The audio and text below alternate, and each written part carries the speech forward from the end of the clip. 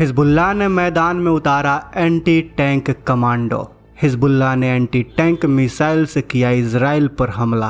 युद्ध का centre Gaza से अचानक लेबनान शिफ्ट हो चुका है। इजराइल ने भी हिजबुल्लाह के ठिकानों को बनाया निशाना। अब यह जंग गाजा से होते हुए लेबनान तक फैल गई है और अगर हाल यही रहा तो लेबनान से होते हुए ईरान से लेकर सीरिया भी इस जंग का हिस्सा बन सकती है। आखिर हिजबुल्लाह की एंटी टैंक मिसाइल से क्यों घबरा रहा है इजराइल? क्या हिजबुल्लाह के इस एक्शन के पीछे ईरान का हाथ है? आखिर क्या खास है इन मिसाइलों में? आज के वीडियो में हम हिजबुल्लाह के पास मौजूद इन एंटी टैंक गाइडेड मिसाइलों के बारे में ही बात करने जा रहे हैं। वीडियो के अंत तक बने रहें दोस्तों। हमास के साथ इजराइल पर हिजबुल्लाह और सीरिया से भी ज़्यादा बमबारी हो रही है। लेबनान से इजराइल पर एंटी टैंक गाइडेड मिसाइलों से हमला हो रहा है जिसकी जिम्मेदारी हिजबुल्लाह ने ले ली है। इजराइल और हमास के बीच ज़बरदस्त जंग चल रही है। एक और हमास इजराइल पर रॉकेटों से हमला कर रहा है तो दूसरी तरफ इजराइल के टैंक गाजा को तबाह करने के लिए तैयार बैठे हैं। लेकिन हमास के आड़ में इजराइल पर हिजबुल्लाह ने भी बमबारी शुरू कर दी है। बीते कई दिनों से हिजबुल्लाह के रॉकेट इजराइल के कई इलाकों में गिर रहे हैं। रविवार को एक बार फिर हिजबुल्लाह ने रॉकेट अटैक किया जिसमें इजराइल के एक नागरिक की मौत हो गई और 3 सैनिक घायल हो गए। यहाँ यह जानना जरूरी है कि हिजबुल्लाह हमास से भी ज़्यादा खतरनाक है दोस्तों। उसके पास हमास से भी ज़्यादा घातक हथियार मौजूद हैं जिसका नमूना इजराइल पहले भी देख चुका है। लेबनान की तरफ से इजराइल पर जिन मिसाइलों से हमला किया गया है उन मिसाइलों का वजन 27 से 64 किलोग्राम का है। लंबाई 1200 मिलीमीटर का है। इसमें 4.5 किलोग्राम का हीट वॉरहेड लगा हुआ है। दूसरी मिसाइल का नाम है BGM-70। इसकी रेंज 3.5 किलोमीटर तक है। यह मिसाइल वैसे तो अमेरिका बनाती है लेकिन ईरान ने इसका विदेशी वर्जन तैयार कर लिया है और उसी ने इसे हिजबुल्लाह को दिया है। इसकी इफेक्टिव रेंज, वॉरहेड ले जाने की कैपेसिटी और सैन्य ऑटोमेटिक कमांड लाइन इसे काफ़ी खतरनाक बना देती हैं। इसके अंदर इंफ्रारेड कैमरा भी लगा हुआ है जिससे रात में भी अपने टारगेट को यह आसानी से सेट कर सकता है। तीसरी मिसाइल है NT-5 कॉनकोर्स। यह रूस की बनाई गई मिसाइल है जिसका देसी वर्जन बनाकर ईरान ने हिजबुल्लाह को सप्लाई किया है। यह ट्राइपोड से भी दागी जा सकती है और कंधे से भी। रूस ने इसे 1993 में डिज़ाइन किया था। इस मिसाइल का वजन 14.6 किलोग्राम का है।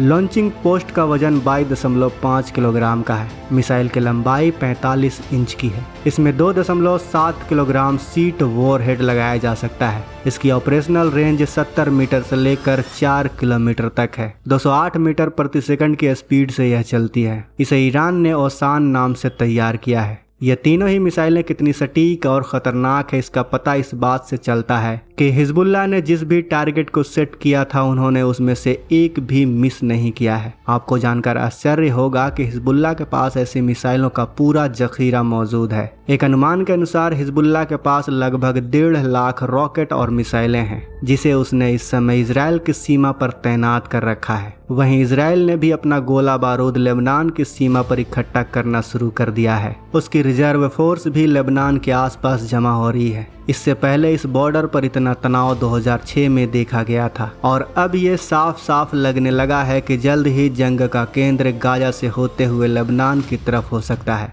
और यह जंग हमास और इजराइल की जंग से भी ज़्यादा खतरनाक होगी दोस्तों, क्योंकि हिजबुल्लाह हमास से कई गुना ज़्यादा ताकतवर है और वह इससे पहले भी एक बार इजराइल को पटकनी दे चुका है। इससे पहले साल 2006 में हिजबुल्लाह और इजराइल आमने सामने आ चुके हैं लेकिन तब की तुलना में हिजबुल्लाह के पास कहीं ज़्यादा अत्याधुनिक हथियार आज मौजूद हैं। 2006 में भी हिजबुल्लाह ने इजराइल को कड़ी टक्कर दी थी। इस युद्ध में लेबनान के कई हिस्से तबाह हो गए थे लेकिन हिजबुल्लाह ने उसको ख़त्म करने की इजराइल की अंतिम योजना को फेल कर दिया था और अंत में इजराइल को सीज फायर के बाद पीछे हटना पड़ा था। हिजबुल्लाह के पास 45,000 लड़ाके हैं जिसमें से 20,000 एक्टिव रहते हैं और 25,000 रिजर्व।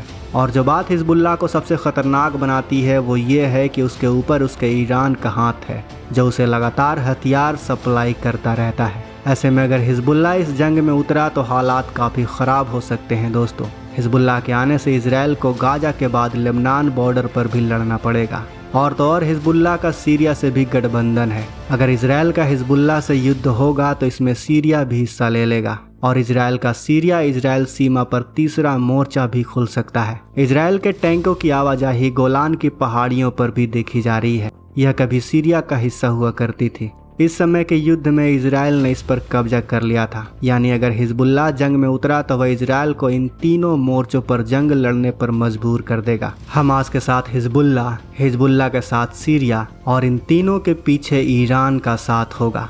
ऐसे में इजराइल के लिए बड़ी मुसीबत खड़ी होती जा रही है, जिससे उसकी सेना को तीनों मोर्चों पर लड़ना पड़ेगा। ऐसे में उसकी शक्ति कम हो सकती है। दोस्तों, इस समय पूरे पश्चिमी एशिया में युद्ध की आग धधक रही है। इस आग की चिंगारी इजराइल से उठी, फिर इसने गाजा को अपनी लपेटे में ले लिया और अब ये आग लेबनान, सीरिया और ईरान तक पहुंच चुकी है। आखिर ये जंग आगे चलकर क्या रूप लेती है? आज 10 दिन के बाद भी पूरे जोश में दिखाई दे रहे हैं दोनों। न हमास पीछे हट रहा है और न इजराइल, और अब तो जंग में हिजबुल्लाह और ईरान भी शामिल हो रहे हैं। दोस्तों, आप ज़्यादा समझते हैं इन सब चीज़ों को। आप ही बताएं कि यह आग पूरी दुनिया को अपने लपेटे में तो नहीं ले लेगी। आपका इस बारे में क्या ख्याल है? जितना हो सके इस वीडियो को शेयर करें, और अगर आपने अभी तक इस चैनल को सब्सक्राइब नहीं किया है तो इस चैनल को सब्सक्राइब जरूर करें।